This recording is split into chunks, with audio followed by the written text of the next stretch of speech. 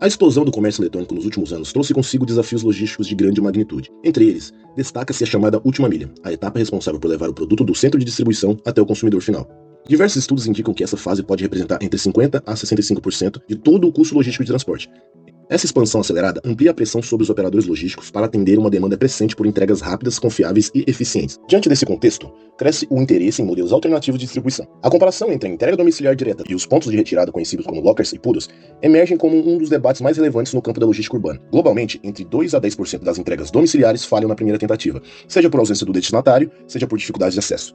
Em contraste, lockers e PUDOs registram taxas de sucesso próximas a 100%, eliminando virtualmente a necessidade de reentregas. Estudos europeus mostram que substituir entregas domiciliares por lockers pode reduzir as emissões de CO2 entre 13% a 32%, mesmo quando se considera os deslocamentos dos clientes para a retirada. Portanto, a discussão sobre modelos de entrega de última milha não é apenas uma questão operacional, mas também econômica, ambiental e social. As experiências internacionais fornecem pistas valiosas sobre a implementação em larga escala de lockers e PUDOs. A Europa lidera essa transformação, com países como Polônia, Reino Unido e França, já operando em redes massivas de pontos de retirada. Em 2024, a Polônia contava com quase 80 mil postos ativos, enquanto o Reino Unido e a França possuíam mais de 60 mil cada. Esse nível de capilaridade permitiu que 59% da população urbana polonesa vivesse a menos de 7 minutos de caminhada de um locker da InPost. Como resultado, cerca de 43% de todas as encomendas B2C do país já são entregues em lockers ou em pontos de coleta. Na Polônia, um único motorista consegue entregar até 600 pacotes em um único dia, percorrendo apenas 70 km. Isso contrasta fortemente com o modelo tradicional, em que dezenas de vans percorriam distâncias muito maiores. A empresa InPost tornou-se lucrativa justamente pela combinação de menores custos e maior confiabilidade. 95% das entregas em lockers são realizadas no dia seguinte, a um custo de 20 a 25% inferior ao da entrega domiciliar convencional. Outros países seguiram o mesmo caminho. No Reino Unido e na França, a expansão dos PUDOs ocorreu por conta de meio de parcerias com os correios e com grandes redes varejistas. Já na China, a escala alcançou dimensões ainda maiores. Esse movimento reflete tanto a alta densidade urbana quanto a busca por eficiência logística. No Brasil, a adoção de lockers e PUDOs ainda está em fase inicial, mas apresenta sinais de crescimento acelerado. Os grandes centros urbanos, marcados por custos logísticos elevados, congestionamentos e desafios de segurança, tornam-se ambientes propícios para esse tipo de solução. A estatal Correios iniciou em 2020 a instalação de lockers inteligentes em Brasília e no Rio de Janeiro. Localizados em áreas de grande circulação como estações de metrô e shoppings, empresas privadas como a Clique e Retire vêm expandindo suas redes em condomínios, centros comerciais e pontos de conveniência. Em áreas de alta densidade de entregas em São Paulo, os lockers podem reduzir o custo por pacote em até 20%, além de melhorar a percepção do serviço do consumidor. Outro aspecto relevante no contexto brasileiro é a logística reversa. Lockers e PUDOs se destacam também como pontos de coleta para devoluções, simplificando o processo para o consumidor. Ainda assim, os desafios permanecem. A instalação de lockers fora dos grandes centros enfrenta barreiras de infraestrutura, como disponibilidade de energia e internet, além de riscos de vandalismo. Em síntese, o cenário brasileiro apresenta tanto oportunidades quanto obstáculos. Nas capitais e regiões metropolitanas, os lockers e PUDOs já demonstraram viabilidade prática e ganhos evidentes de eficiência. A análise comparativa dos dois modelos evidencia ganhos claros em termos de custo, eficiência e sustentabilidade para os pontos de retirada. Em média, os lockers e PUDOs proporcionam uma economia de 20 a 35% por pacote em comparação ao modelo porta a porta. Essa economia só se sustenta em locais de alta densidade de pedidos. Para cada locker, consegue movimentar pelo menos 20 a 30 pacotes por dia, como já observado em São Paulo e Rio de Janeiro. Do ponto de vista operacional, a taxa de sucesso próxima a 100% nas entregas em lockers libera recursos antes destinados à reentrega, aumentando a produtividade em até 15%. As reduções de emissões variam entre 10 a 66%, dependendo do cenário. Perfis mais jovens e urbanos demonstram maior adesão ao modelo out of home, enquanto consumidores habituados ao modelo tradicional mostram resistência inicial. Em suma, os resultados indicam que lockers e PUDOs são altamente competitivos em ambientes urbanos densos, mas precisam ser aplicados de forma seletiva e complementar.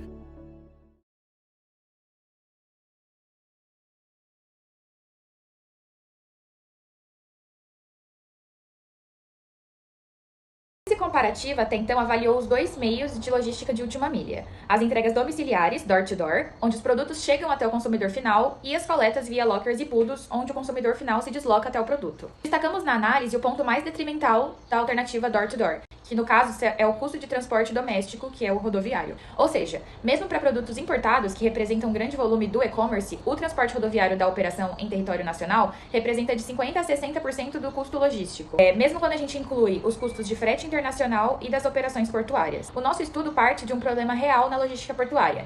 Nesse processo, as transportadoras recebem do porto um mapeamento com todos os volumes que precisam ser carregados e transportados. Esse mapeamento traz duas informações muito importantes: a ordem de descarregamento, que é fixa por questões de layout e de segurança, e o peso de cada volume. Isso significa que os caminhões precisam ser carregados exatamente nessa sequência, sem poder alterar a ordem.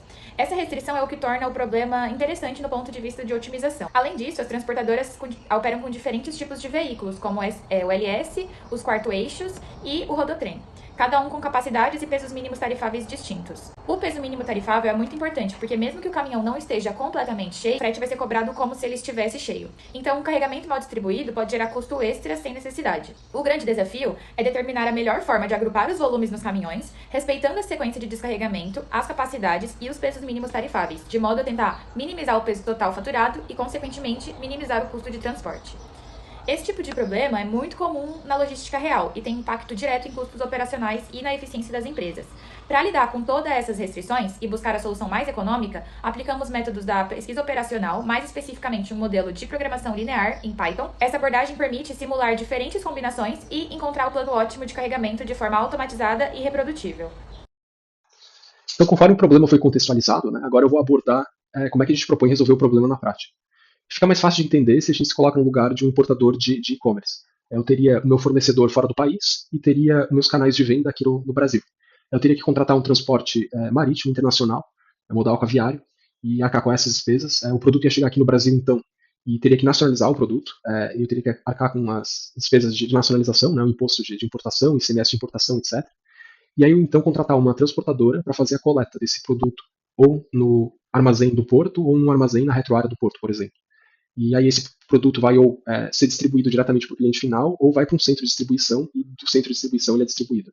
Mas, de qualquer jeito, é esse elo rodoviário, transporte doméstico, né, que acarreta o maior custo de toda essa operação, conforme a gente viu na análise comparativa.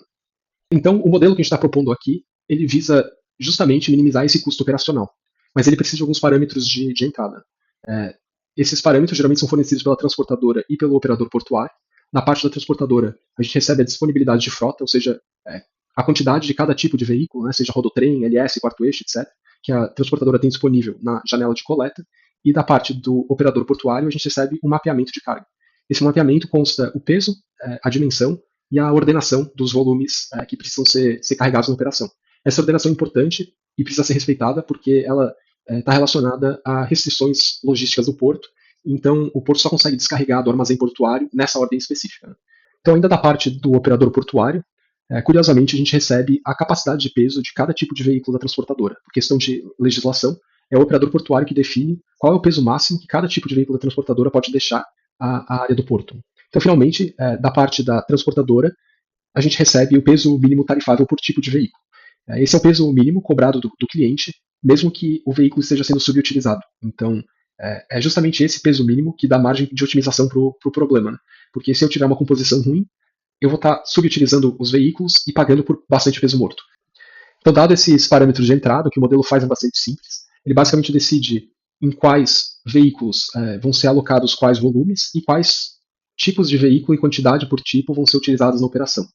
A gente implementou o modelo em Python utilizando a biblioteca MIP e para testar os casos práticos que vão ser apresentados agora em seguida, mostrando como a otimização funcionou na prática em operações reais. Então agora a gente vai analisar o resultado de 2 estudos de caso, onde a gente aplicou o algoritmo em Python usando os dados de entrada de 2 operações, envolvendo 2 transportadoras distintas, a Paim e a GPax. Esses dados foram fornecidos para a gente através de um contato numa empresa que atua como operador estruturando essa cadeia logística para importadores.